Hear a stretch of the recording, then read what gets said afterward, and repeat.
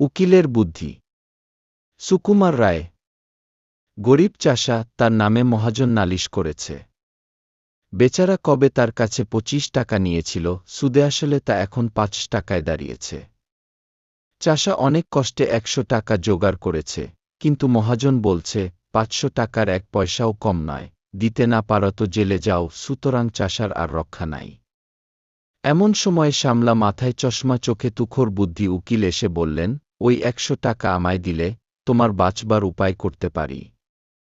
চাষা তার হাতে ধরল, পায়ে ধরল, বলল, আমায় বাঁচিয়ে দিন। উকিল বললেন, তবে শোনো, আমার ফন্দি বলি। যখন আদালতের কাঠগড়ায় গিয়ে দাঁড়াবে, তখন বাপুহে কথাটা কয় না। যে যা খুশি বলুক, গাল দিক আর প্রশ্ন করুক, তুমি তার জবাবটি দেবে না, খালি পাঠার মতো ব্যয় করবে। তা যদি করতে পারা, তাহলে আমি তোমায় খালাস করিয়ে দেবগি। চাষা বলল, আপনি কর্তা যা বলেন তাতেই আমি রাজি। আদালতে মহাজনের মস্ত উকিল চাষাকে এক ধমক দিয়ে জিজ্ঞাসা করলেন, তুমি 7 বছর আগে 2-5 টাকা কর্জ নিয়েছিলে। চাষা তার মুখের দিকে চেয়ে বলল, ব্যয়। উকিল বললেন, খবরদার, বল নিয়েছিলি কি না। চাষা বলল, ব্যয়। উকিল বললেন, হুজুর, আসামির বেয়াদবি দেখুন। হাকিম রেগে বললেন, ফের যদি অমনি করিস, তোকে আমি ফাটক দেব।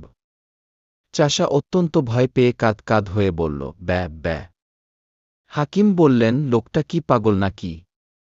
তখন চাষার উকিল উঠে বললেন, হুজুর, ও কি আজকের পাগল, ও বহুকালের পাগল, জন্মবধি পাগল। ওর কি কোনো বুদ্ধি আছে না কাণ্ডজ্ঞান আছে? ও আবার কর্জ নেবে কি?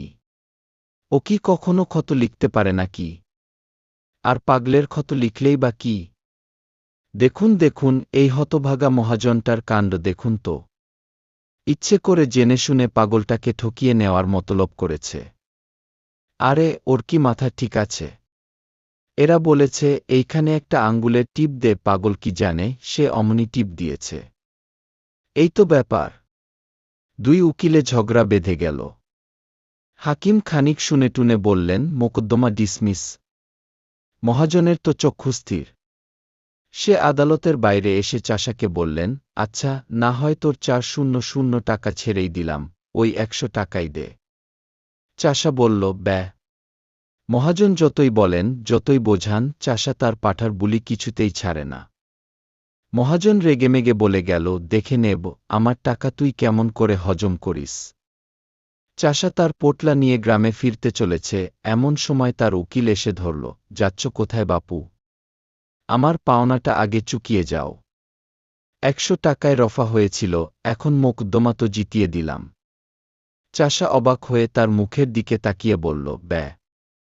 উকিল বললেন, বাপুহে, ওসব চালাকি খাটবে না, টাকাটি এখন বের করা। চাষা বোকার মতো মুখ করে আবার বলল, ব্যয়। উকিল তাকে নরম গরম অনেক কথাই শোনাল, কিন্তু চাষার মুখে কেবলই ওই এক জবাব। তখন উকিল বলল, হতভাগা গোমুক্ষু পাড়া গেয়ে ভূত, তোর পেটে এত শয়তানি, কে জানে।